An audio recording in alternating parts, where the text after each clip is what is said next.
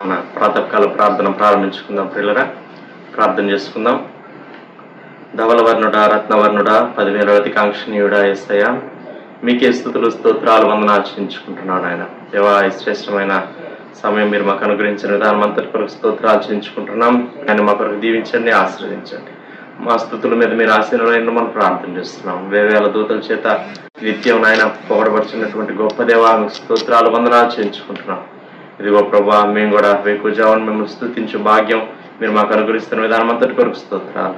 అలాగే మరి తండ్రి, 91వ కీర్తన చదువుకునే సమయం అంతటిని కూడా మా కొరకు దీవించండి, ఆశీర్వదించండి. మీ నామానికి మహిమ తెచ్చుకోండి. ఇదిగో ప్రభా, మరి తండ్రి నాయన అయా, మీ వాక్యం వినే సమయం అంతటిని కూడా మా కొరకు దీవించమని ప్రార్థన చేస్తున్నాం. దేవా, శ్రేష్టమైనటువంటి దేవా మీ వాక్యాన్ని దేవా మేము వినే సమయం అంతటిని కూడా మా కొరకు ఆశీర్వదించమని ప్రార్థన చేస్తున్నాం. ఆయన ఇదిగో ప్రభా, చివరి ప్రార్థన ఆశీర్వాదం వరకు మీ సన్నిధి మాకు తోడుగా ఉంచండి. ఆయన మీ ఆత్మశక్తి బలంతో నింపమని ప్రార్థన చేస్తున్నాం. యేసయ్య నామములో స్తుతించి ప్రార్థన చేసి అడిగి వేడుకుంటున్నాం పరలోకపు తండ్రి, ఆమేన్. సమయంలో పాట పాడి దేవునామాన్ని మహిమపరదాం. ప్రియులారా,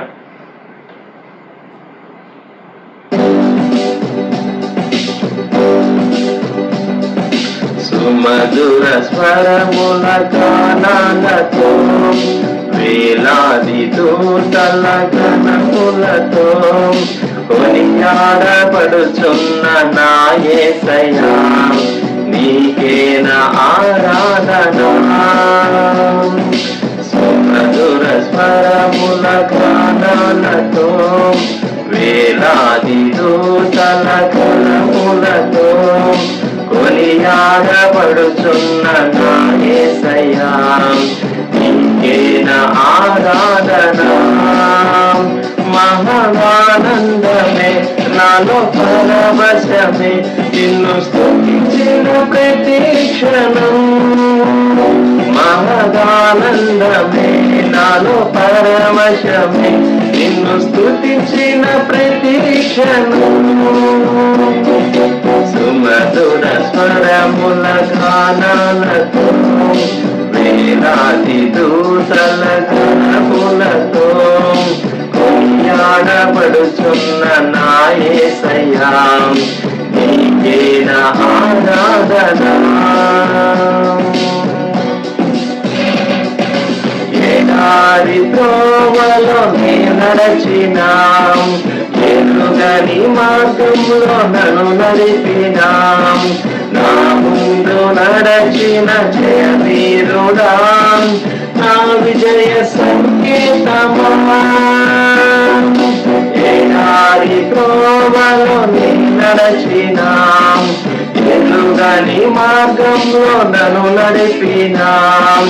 నా ముందు నడచిన జయ వీరుడా, నా విజయ సంకేతమా. నీవే నీవే నా ఆనందము, నీవే నీవే నా ఆరాధన. నీవే నీవే నా ఆనందము, నీవే నా ఆనందము. సుమధుర స్వరముల గానాలతో వేలాది దూతల గణములతో కొనియాడబడుచున్న నా యేసయ్యా, నీకేన ఆరాధన.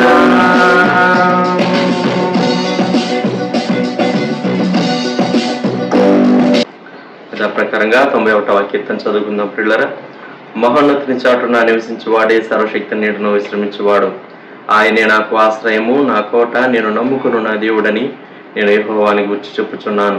వేటకాని ఊరిలో నుండి ఆయన నిన్ను విడిపించును, నాశనకరమైన తెగులు రాకుండా నిన్ను రక్షించును. ఆయన తన రెక్కలతో నిన్ను కప్పును, ఆయన రెక్కల క్రింద నీకు ఆశ్రయం కలుగును. ఆయన సత్యము కేడమును డాలునై ఉన్నది. రాత్రి వేళ కలుగు భయమునకైనను, పగటి వేళ ఎగురు బాణమునకైనను, చీకటిలో సంచరించే తెగులునకైనను, మధ్యాహ్నమందు పాడు చేయు రోగమునకైనను నీవు భయపడుకుందువు. నీ పక్కన 1000 మంది పడినను, నీ కుడి పక్కన 10,000 మంది కూలినను అపాయం నీ వద్దకు రాదు. నీవు కన్నులారా చూచుచుండగా భక్తిహీనులకు ప్రతిఫలం కలుగును. యెహోవా, నీవే నా ఆశ్రయము అని నీవు మహోన్నతుడైన దేవుని నీకు నివాసస్థలంగా చేసుకుని ఉన్నావు. నీకు అపాయమేమీ రాదు, ఏ తెగులును నీ గుడారము సమీపించదు. నీ మార్గములన్నిటిలో నిన్ను కాపాడుటకు ఆయన నిన్ను గూర్చి తన దూతలకు ఆజ్ఞాపించును. నీ పాదములకు రాయి తగలకుండా వారు నిన్ను తమ చేతుల మీద ఎత్తిపట్టుకుందరు. నీవు సింహములను నాగుపాములను త్రొక్కెదవు, కొదమ సింహములను భుజంగములను అనగద్రొక్కెదవు. అతడు నన్ను ప్రేమించున్నాడు గనుక నేను అతన్ని తప్పించెదను. అతడు నా నామం ఎరిగిన వాడు గనుక నేను అతన్ని గనపరచెదను. అతడు నాకు మొరపెట్టగా నేను అతనికి ఉత్తరం ఇచ్చేదను. శ్రమలో నేను అతనికి తోడై ఉండేదను. అతని విడిపించి అతని గొప్ప చేసేదను. దీర్ఘాయు చేత అతనిని తృప్తిపరచెదను. నా రక్షణ అతనికి చూపించెదను. ఆమేన్. ఈ దినం హబక్కూకు గ్రంథం 3వ అధ్యాయం మొదటి 2 వచనాలు. ప్రవక్తయగు హబక్కూకు చేసిన ప్రార్థన. యెహోవా, నిన్ను గూర్చిన వార్త విని నేను భయపడుచున్నాను. యెహోవా, సంవత్సరములు జరుగుచుండగా నీ కార్యము నూతనపరచుము. సంవత్సరములు జరుగుచుండగా దానిని తెలియచేయము. కోపించుకునే వాత్సల్యమును జ్ఞాపకమునకు తెలుసుకొను. ప్రార్థన. ప్రియ ప్రభా, ఈ ప్రాతకాల ధ్యానము వ్యూ చేసే మీ బిడ్డలందరి కొరకు దీవించమని యేసుక్రీస్తు ప్రభా నామములో వేడుచూ ఉన్నాం తండ్రి. ఆమేన్. ప్రియమైన వారులారా, ఈ ఉదయకాలం ప్రవక్త అయినటువంటి హబక్కూకు చేసినటువంటి ప్రార్థన మనము జ్ఞాపకం చేసుకుంటూ ఉన్నాం. హబక్కూకు క్రీస్తు పూర్వం 700 సంవత్సరముల ముందటివాడు. ప్రవక్త దేవుని కొరకు రోషం కలిగినటువంటి వాడు. అందువల్లనే ఈ గ్రంథ ప్రారంభమే యెహోవా, నేను మొరపెట్టినను నీవెన్నాళ్లు ఆలకింపకుందువు అని మొదటి అధ్యాయం 2వ వచనం దేవునికే ప్రశ్నలతో ఈ గ్రంథం ప్రారంభమైంది. ఈ మొదటి అధ్యాయములో 4 ప్రశ్నలు ప్రాముఖ్యంగా మనం చూడవచ్చు. ప్రవక్త అయినటువంటి హబక్కూకు మనుషులను అడిగి లాభం లేదు, దేవుణ్ణే అడుగుతాను అనుకున్నాడు. తాను నిజదేవుని విశ్వసించినటువంటి ప్రవక్త. దేవుడు జవాబిచ్చే దేవుడు అని తనకు తెలుసు కనుక నేను దేవుని దగ్గరే మొర పెడతాను అని మొదటి అధ్యాయం 2వ వచనం, నేను మొర్రపెట్టినను నీవెన్నాళ్లు ఆలకింపకుందు. ప్రార్థించి ప్రార్థించి ప్రార్థించి చిట్ట చివరికి ధైర్యం తెచ్చుకొని దేవుణ్ణి అడగటానికి సాహసించినట్లు మనకు అర్థమవుతుంది. ఆ దినాల్లో తన చుట్టూ ఉన్న పరిస్థితులు. హబక్కూకు 1:2 వచనం 2వ భాగం, బలాత్కారము జరుగుతున్నదని నేను నీకు మొరపెట్టినను నీవు రక్షింపకై ఉన్నావు. దేవా ఎందుకు, దేవా ఎందుకు, నా ప్రార్థనకు ఎందుకు జవాబు రాలేదు?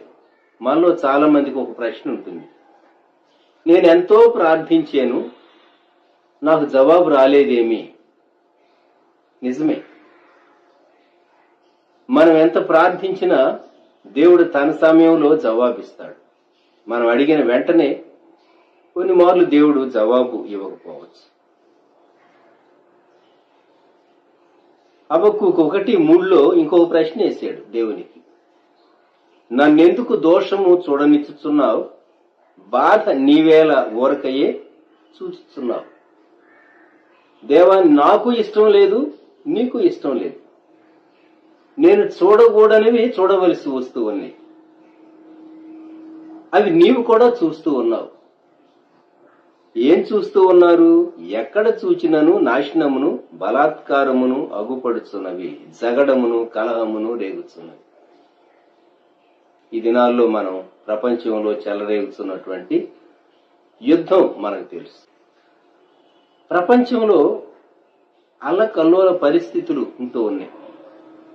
నెమ్మది లేదు, జనాంగముల మధ్య నెమ్మది లేదు, దేశములో నెమ్మది లేదు, దేశాల్లో నెమ్మది లేదు. గమనించండి, ఎక్కడ చూచినను నాశనమును బలాత్కారమును అగపడుచున్నవి. ఇవి చూడాలి అని తాను ఇష్టపడటం లేదు ప్రవక్త. మనిషికే ఇష్టం లేదు, మరి దేవునికి ఇష్టమా? దేవ, నీవెందుకు చూస్తూ ఉన్నావు? నీవెందుకు చూస్తూ మౌనంగా ఉన్నావు? అందుకే దేవునికి ప్రశ్న వేశాడు 13వ వచనంలో, నీ కనుదృష్టి దుష్టత్వము చూడలేనంత నిష్కళంకమైనది కదా, బాధించువారు చేయు బాధను నీవు దృష్టింపజాలవు కదా, కపటులను నీవు చూచియు దుర్మార్గులు తమ కంటే ఎక్కువ నీతిపరులను నాశనము చేయగా నీవు చూచియు ఎందుకు ఊరకున్నావు? దేవా, నీ మౌనం నాకు అర్థం కావట్లేదు. ఎందుకు మౌనంగా ఉన్నావు? దేవుడు శక్తివంతుడు. ఆయన తలంచుకుంటే ఎటువంటి కార్యాన్నైనా ఆయన చేయగలడు. అటువంటి శక్తిగల దేవుడు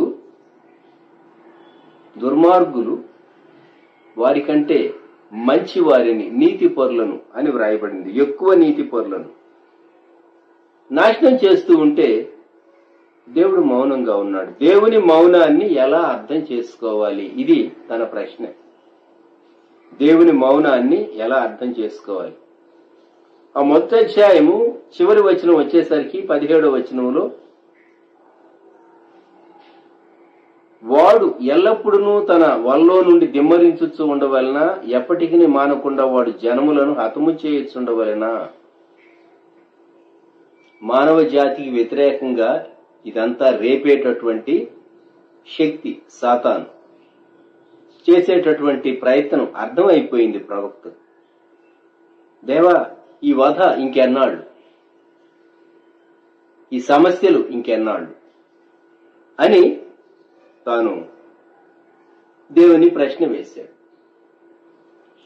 2వ అధ్యాయం వచ్చేసరికి కనిపెట్టాడట. నేను నా కావలి స్థలము మీదను, మొదటి వచనం 2వ అధ్యాయం, గోపురం మీదను కనిపెట్టుకొని ఉందును అనుకొనగా. కొన్ని మార్లు మనకు చాలా ప్రశ్నలు వస్తాయి. వాటిని మనం ఎవరితో ఆర్గ్యూ చేయలేం. కొన్ని మార్లు ఎవరు సరైనటువంటి సంతృప్తికరమైనటువంటి జవాబు కూడా ఇవ్వలేరు. ఏం చేయాలి? మన హృదయాన్ని దేవుని సన్నిధిలోనే కుమ్మరించాలి. దేవుని మీద ఆయాసపడటమా? కాదు. దేవుని దగ్గర మనవి చేయటం. దేవుణ్ణి అడిగేటంత నీతిపరుడా ప్రవక్త? ఎనటికి ఏ మానవుడు కాదు. కానీ దేవుని దగ్గర తప్ప తన బాధ ఎవరి దగ్గర చెప్పుకోగలడు? దేవా, నాకు అర్థం కావటం లేదు. ఇది తన యొక్క బాధ. నేను చూడకూడనివి చూడాలని నేను అనుకోననివి నేను చూడవలసి వస్తూ ఉన్నది. ఈ వధ ఎంతకాలం చూడాలి? ఈ నాశనం ఎంతకాలం చూడాలి? ఈ జగడం ఎంతకాలం చూడాలి? ఈ బలాత్కారం ఎంతకాలం చూడాలి? ఇవన్నీ తాను చూస్తూ తన మనస్సును నొప్పించుకుంటూ, లేక మనస్సాక్షిని నొప్పించుకుంటూ దేవుని సన్నిధిలో తాను కనిపెట్టాడు. దేవుణ్ణి అడిగి ఆయన నాకు ఏమి సెలవిచ్చునో. మనం ప్రభు సన్నిధానంలో కనిపెట్టినప్పుడు ప్రభు చేసేటటువంటి కార్యం 2:2 యెహోవా నాకు ఇలాగు సెలవిచ్చాను. దేవుడు జవాబిస్తాడా? ఇస్తాడు. తప్పకిస్తాడా? ఇస్తాడు. అయితే మనం అనుకున్న సమయంలో ఇవ్వకపోవచ్చు. మనము టైం స్టిప్యులేట్ చేయలేం. ఇన్ని గంటల్లో నాకు జవాబు ఇవ్వాలి దేవా అని అనలేము, అనకూడదు. కనిపెట్టుకోవాలి. దేవుడు జవాబిచ్చాడు. యెహోవా నాకు ఇలాగూ సెలవిచ్చాను. అదే అధ్యాయంలో 4వ వచనం, నీతిమంతుడు విశ్వాస మూలముగా బ్రతుకును. ఇది దాని సారాంశం. ఆ జవాబు యొక్క సారాంశం. The just shall live by faith. నీతిమంతుడు విశ్వాస మూలముగా బ్రతుకును, లేక నీతిమంతుడు తన విశ్వాస్యత చేత బ్రతుకును. ఇది తనకు ఇవ్వబడినటువంటి జవాబు. ఈ ఉదయకాలం మనం కూడాను మనం ఉన్నటువంటి పరిస్థితుల్లో ప్రభు వైపు చూద్దాం. ప్రభు మనకిచ్చే జవాబు కూడా ఇదే అని జ్ఞాపకం చేసుకుందాం. నీతిమంతుడు విశ్వాస మూలముగా బ్రతుకును. మనము దేవుని ఎదుట యథార్థవంతులముగాను విశ్వాసము కలిగిన వారంగాను మనము దేవుని ఎదుట అంగీకరింప తగినటువంటి జీవితం కలిగిన వారంగా ఉండి దేవుని సన్నిధిలో కనిపెడితే దేవుడు రివీల్ చేస్తాడు. ప్రసంగి గ్రంథం 3వ అధ్యాయములో సొలొమోను ఈ మాట వ్రాస్తాడు. ప్రసంగి గ్రంథం 3వ అధ్యాయం 11వ వచనం క్రింది భాగం. ఆయన శాశ్వత కాల జ్ఞానమును నరుల హృదయమందుంచి ఉన్నాడు గాని దేవుడు చేయు క్రియలను పరిశీలనగా తెలుసుకొనుటకు అది చాలదు. అంటే మన జ్ఞానము చాలదు. దేనికి చాలదు? దేవుడు చేసేటటువంటి కార్యములను తెలుసుకొనుటకు, వివేచించుటకు, సంపూర్ణంగా గ్రహించటానికి. ఆయన ఉద్దేశాలు చాలా గంభీరంగా ఉంటాయి.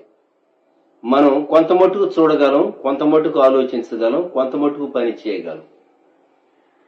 దేవుడు అనాది నుండి అనంతం వరకు ఉండేటటువంటి దేవుడు. ఆయన భవిష్యత్ కాలాన్ని ఆయన సంపూర్ణంగా చూడగలిగినటువంటి దేవుడు.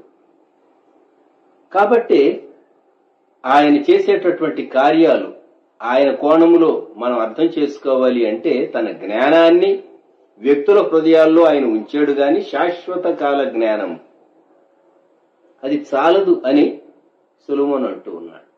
ఆలోచించండి. ఈ ఉదయకాలం మనం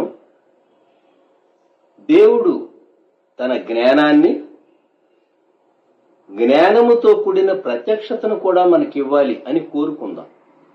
పౌలు భక్తుడు ఎఫ్సి సంఘం కొరకు ఆయన చేసినటువంటి ప్రార్థనలో ఎఫెసీ సంఘాన్ని ఉద్దేశించి 1వ అధ్యాయం 17-19 వచనాలు కలిసి ఉన్నాయి. చివరి భాగం, మన ప్రభువైన యేసుక్రీస్తు యొక్క దేవుడైన మహిమ స్వరూపియగు తండ్రి తన్ను తెలుసుకొనుట యందు మీకు జ్ఞానమును ప్రత్యక్షతయును గల మనస్సు అనుగ్రహించున్నట్లు నేను నా ప్రార్థనల యందు మిమ్మల్ని గూర్చి విజ్ఞాపన చేయుచున్నాను. ఇది పౌలు గారి ప్రార్థన అంశముల్లో ఎఫ్సి సంఘాన్ని గూర్చి ఒక అంశం. వారికి జ్ఞానము, ప్రత్యక్షత కలిగినటువంటి మనస్సు ఉండాలని. జ్ఞానము మాత్రమే చాలదు, ప్రత్యక్షత కూడా అవసరమే. 1960 ముందు జరిగినటువంటి ఒక సంఘటన ఆంధ్రప్రదేశ్లో.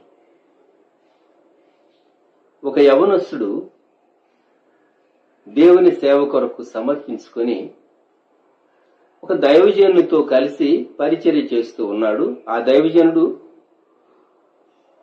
చాలా పెద్ద మిషన్నే బిల్డ్ చేశాడు. అంటే చాలా మంది సేవకులు ఉన్నారు. ఒకరోజు దేవుడు ఒక ప్రత్యక్షత ఈ యవనస్తునికి ఇచ్చాడు. భవిష్యత్తులో ఈ సేవ ఎలా ఉంటుంది, ఆ నాయకత్వం ఎలా ఉంటుంది అని. అంతే, తాను ఆ దైవజను నుండి వేరయ్యాడు.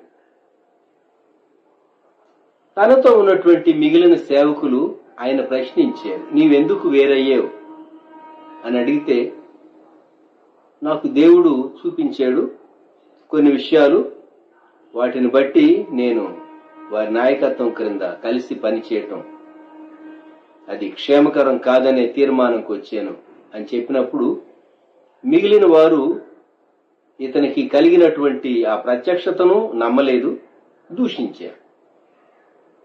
అయినా తాను సహించాడు. తాను ఎవరి నాయకత్వం క్రింద పనిచేస్తూ ఉన్నాడో ఆయన సేవ చాలా తారాస్థాయిలో ఉంది ఆ దినాల్లో. కొన్ని సంవత్సరాలు గడిచింది, ఆ సేవ క్షీణించింది, క్రమంగా క్షీణించిపోయింది. తరువాత ఈ సేవకుడు తాను చెప్పాడు లోకానికి లేక సంఘాల్లో, దేవుడు నాకు చూపించిన ప్రత్యక్షతకు నేను లోబడి నేను యువతలకు వచ్చినందువలన నా సేవ ఫలించడానికి దేవుడు కృప చూపించాడు అని. కొన్ని మార్లు దేవుడు ఒక ప్రత్యక్షత ఇస్తాడు. జ్ఞానమును ప్రత్యక్షతయును గల మనసు. కొన్నిసార్లు కొన్ని అంశాలు నెరవేరవు. ఎంత ప్రార్థన చేసినా నెరవేరవు. ఎందుకు నెరవేరటం లేదు అర్థం కాదు. ఒక స్థలంలో, ఒక సంఘంలో ఒక సేవకుడు ఉన్నాడు. ఆ సంఘములో ఒక యవనస్తురాలి కొరకు, తన వివాహం కొరకు ఎంత ప్రార్థన చేస్తూ ఉన్నా, తల్లిదండ్రులు బంధువులు ఎంత ప్రయత్నిస్తున్నా మ్యాచ్ సెట్ కావట్లేదు. అప్పుడు ఈ దైవజనుడు దేవుని సన్నిధిలో విషయం తీవ్రంగా ప్రార్థించి కనిపెట్టి, దేవా ఎందువలన అని దేవుని సన్నిధిలో వెయిట్ చేస్తే దేవుడు ఒక విషయాన్ని చూపించాడు ఈ సేవకుని. తాను చాలా షాక్ అయ్యాడు. ఇతరులతో షేర్ చేసుకున్నా, ఆ కారణం ఎవరితో అయినా చెప్పినా అది వినటానికి బాగుండదు, తాను కూడా అది షేర్ చేయలేడు. దేవుడు తనకేం చూపించాడంటే, ఆ యవనస్తురాలికి వివాహం కాకపోవటానికి కారణం ఆ యవనస్తురాలి తండ్రి చేతులపై రక్తాపరాధం ఉన్నది అని దేవుడు చూపించాడు. కొన్ని మార్లు కొన్ని విషయాలు చాలా గూఢమైనటువంటి విషయాలుగా ఉంటాయి.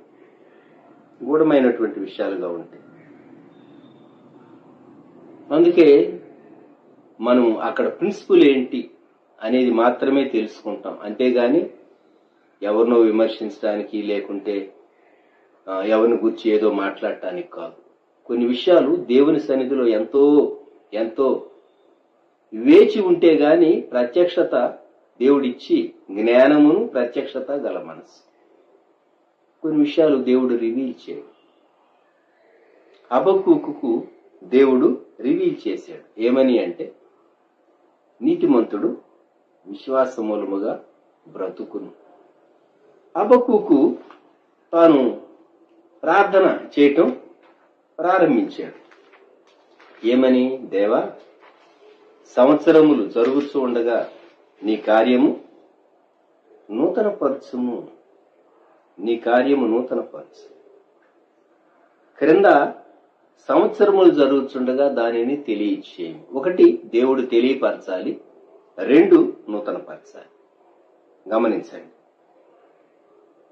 తెలియపరచడం దేవుడే రివీల్ చేస్తాడు. నూతనపరచడం ఒక ప్రాసెస్ లో నుండి మనం వెళ్ళవలసి వస్తుంది.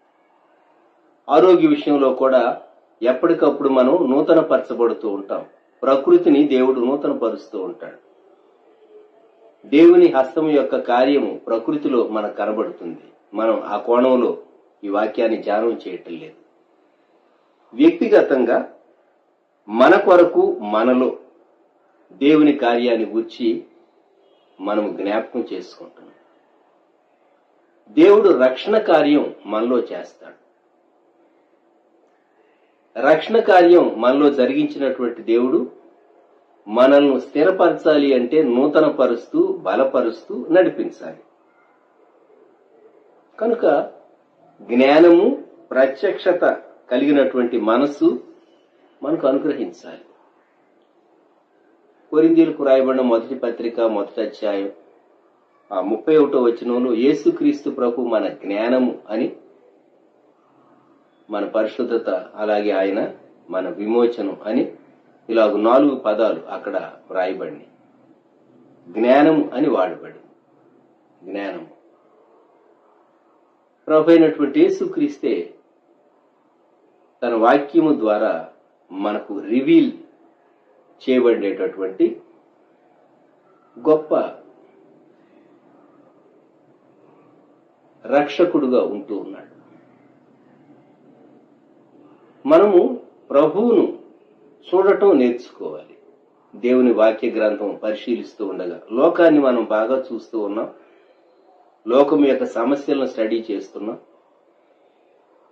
కానీ ప్రభువును చూడటం, దావీదు భక్తుడు అన్నాడు, నేను ఎల్లప్పుడూ నా ప్రభువును చూచుంటిని అని.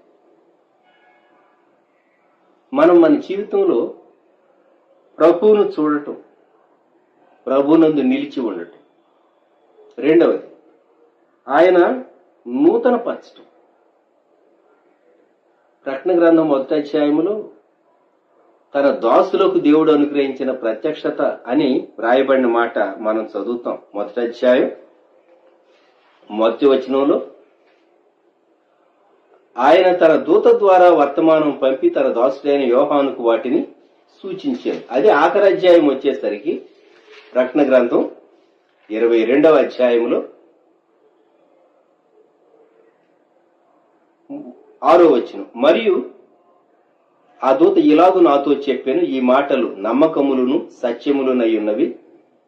ప్రవక్తల ఆత్మలకు దేవుడగు ప్రభువు త్వరలో సంభవింపవలసిన వాటిని తన దాసులకు చూపుటకై తన దూతను పంపెను. దేవుడు ప్రత్యక్షత అనుగ్రహించాడు. పద్మసు ద్వీపంలో ప్రియ శిష్యుడు, భక్తుడు, ముసలివాడు, పండు ముసలి, యేసుక్రీస్తు ప్రభు యొక్క శ్రమలో, సహనములో, రాజ్యములో పాలివాడు యోహానుకు బయలుపరిచాడు. మనం వెళ్ళేటటువంటి టర్మాయిల్ ఉన్నటువంటి ఈ రోజుల్లో, శ్రమలు, అల్లకల్లోలు పరిస్థితులు ప్రపంచంలో ఉన్నటువంటి ఈ రోజుల్లో, అణ్వాయుధాల భయం ప్రపంచాన్ని గడగడలాడిస్తూ ఉన్నటువంటి ఈ రోజుల్లో దేవుడు సంవత్సరములు జరుగుతూ ఉండగా తన కార్యము మన కొరకు, మనలో ఆయన నూతనపరిచి మనను కాపాడాలని ప్రార్థన చేసుకున్నాం. తలలో ఉంచున్నాం. ప్రేమగల మా ప్రభువా, పరిశుద్ధ తండ్రి, ఈ ఉదయకాలం ప్రవక్త అయినటువంటి హబక్కూకుతో మేము కూడా కలిసి, దేవా నీ కార్యము మాలో నూతన పరచుము అని ప్రార్థిస్తూ ఉన్నాం. మమ్ములను ఎన్నో విషయాలు భయమునకు, చింతకు, ఆందోళనకు గురి చేసేటటువంటి అంశాలు మా చుట్టూ లోకములో ఉంటూ ఉన్నాయి. నీ కార్యము తెలియపరిచి నీవు దానిని మాలో, మా కొరకు నూతన పరిచితే తప్ప ప్రవక్త అయినటువంటి హబక్కూకు క్రీస్తు పూర్వం 700 సంవత్సరములకు ముందు ఏ పరిస్థితుల్లో ఈ పుస్తకాన్ని వ్రాసారో అటువంటి పరిస్థితులు మా చుట్టూ సహా ఉన్నవని మేము ఒప్పుకుంటూ ఉన్నాం. మీ వాక్యమును బట్టి, మీ వాగ్దానమును బట్టి, మీ వాక్య ప్రత్యక్షతను బట్టి మాకు నెమ్మది, ధైర్యము దయచేయండి. మీ సన్నిధిలో కనిపెట్టి జవాబు పొంది మీ కృపను బట్టి స్తుతించేటటువంటి భాగ్యం మాకు అనుగ్రహించండి. ఈ దినమంతటిని మా కొరకు దీవించండి. వ్యూ చేస్తున్న బిడ్డలు, వారి కుటుంబాలను ఆశీర్వదించండి. దేవా, క్లుప్త సమయం వాక్య ధ్యానాన్ని మీరు దీవిస్తూ ఉదయకాల ధ్యానాలను మీరు ఆశీర్వదించి దీవించి బలపరుచున్నాయి. మా ప్రార్థన అంగీకరించున్నాయి. యేసుక్రీస్తు ప్రభు వారి శ్రేష్టమైన నామములో ప్రార్థించి స్తుతించి వేడుచూ ఉన్నాము తండ్రి. ఆమేన్. మన ప్రభు అయిన యేసుక్రీస్తు వారి కృప, దేవుని ప్రేమ, పరిశుద్ధాత్ముని సహవాసం సదాకాలం మనకు తోడై ఉండును గాక. ఆమేన్.